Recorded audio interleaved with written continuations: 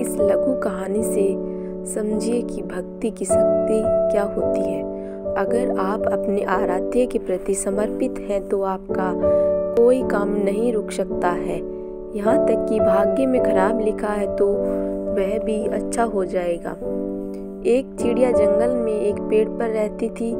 जंगल बिल्कुल सूखा हुआ था, न घास, न पेड़, न फूल, न फल। जिस वृक्ष पर चिड़िया रहती थी उस पर सिर्फ सूखी टहनियाँ थी, पत्ते भी नहीं थे। चिड़िया वहीं रह कर समय शंकर भगवान का जाप करती और गुणगान करती रहती थी। एक बार नारद जी जंगल में होकर जा रहे थे। चिड़िया ने देख लिया, तुरंत आकर बोली, नारद जी आप कहाँ जा रहे हैं? नारद जी ने कहा, शंकर जी के पास जा रहा हूँ। चिड़िया ने कहा, भगवान शंकर मेरा बड़ा ध्यान रखते हैं, मेरे सूखे जंगल के बारे में उन्हें पता नहीं है शायद। कृपया उनसे कह दीजिएगा मेरे जंगल को हरा भरा कर दे।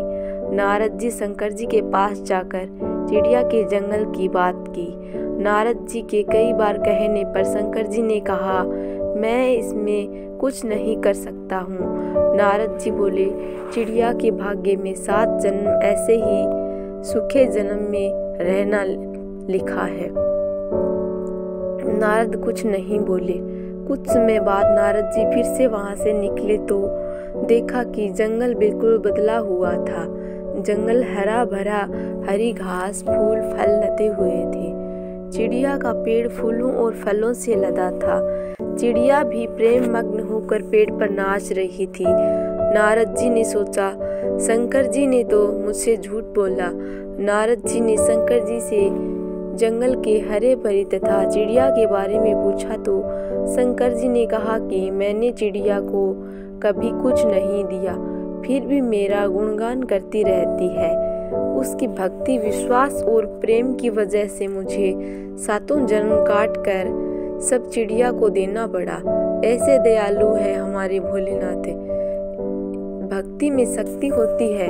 अगर आप अपने आराध्य के प्रति समर्पित हैं तो आपका कोई काम नहीं रुक सकता है।